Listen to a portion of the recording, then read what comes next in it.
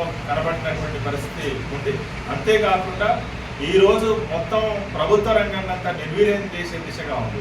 మరోవైపు ఏటా 2 కోట్ల ఉద్యోగాలు ఇస్తారన్నటువంటి హామీని తుంగలో దొక్కినటువంటి పరిస్థితి ఉంది. అదేవిధంగా బీజేపీని ఒకవైపు దాన్ని ఎండగట్టాలి, దానికి ఓట్లు వేసేటువంటి పరిస్థితి లేకుండా చేయాలనేటువంటి పిలుపుతో పాటు ఇక్కడ గత 10 సంవత్సరాలుగా అధికారంలో కొనసాగినటువంటి బీఆర్ఎస్ పార్టీ ఈ నియోజకవర్గం నుంచి పోటీ చేస్తాం. కానీ వాళ్ళు ఇచ్చినటువంటి హామీలలో స్పష్టంగా ఈ నియోజకవర్గ పరిధిలో హామీని నెరవేర్చినటువంటి పరిస్థితి లేదు. ఈ నియోజకవర్గంలో తీవ్రమైనటువంటి కలుషితంతో రైతాంగము, అదే రకంగా ఈ వ్యవసాయ పంటలు తింటున్నటువంటి వాళ్ళు కూడా తీవ్రమైనటువంటి ఇబ్బందులు ఎదుర్కొంటున్నారు. మూసి నది పూర్తిగా కలుషితమైనటువంటి ఫలితంగా దాని ప్రక్షాళన చేస్తామని చెప్పి అనేక సందర్భాల్లో హామీలు ఇచ్చారు. పార్లమెంటరీ నియోజకవర్గ పరిధిలోని 6 జిల్లాలకు సంబంధించినటువంటి కార్యకర్తలందరూ కూడా పాల్గొంటారు.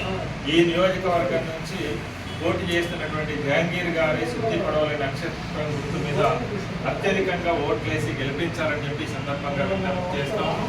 కేంద్రంలో అధికారంలో ఉన్నటువంటి నరేంద్ర మోడీ ప్రభుత్వాన్ని ఓడించాలనేటువంటిది అఖిల భారత కమిటీ ఇచ్చినటువంటి పిలుపు. మొత్తం భారతదేశంలోనే వామపక్ష పార్టీలన్నీ కూడా ఏకతాటిపైకి వచ్చి ఈ దేశంలో బీజేపీని ఓడించాలనేటువంటి ఒక ప్రధానమైనటువంటి నినాదంతో పని జరుగుతుంది.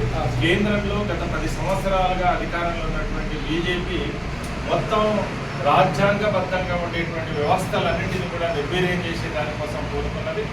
ఈరోజు మొత్తం బడా కార్పొరేట్ సంస్థలకు సహజ సంపదని, దేశ సంపదని, పేదల సంపదనంతటిని కూడా దోచిపెడతా ఉన్నారు. అది స్పష్టంగా